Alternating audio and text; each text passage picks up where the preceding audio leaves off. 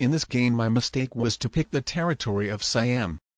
As with my opponent adding his new troops in Australia, after capturing it he could have properly guarded it by leaving his troops on Indonesia, but he continued attacking territories with this army further and with that unleashing my biggest army's way to invade him into Australia.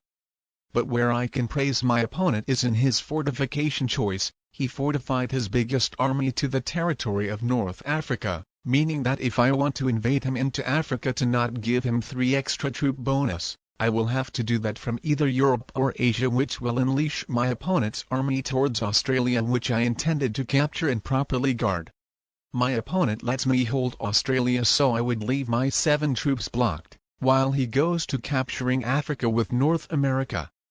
And with that, it was very good that I had the territory of Argentina while my opponent the territory of Peru, as with that he couldn't have additionally captured South America, or at least not as easily.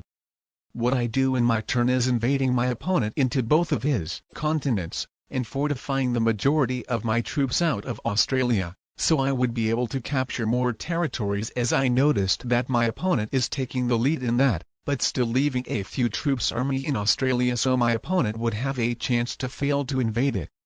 And with him taking a very long path to get to Australia, I actually ended up holding it. And another mistake of my opponent was to not capture one more territory, as if he had done so, then I would have received 1 troop fewer. In my turn I capture both of the Americas.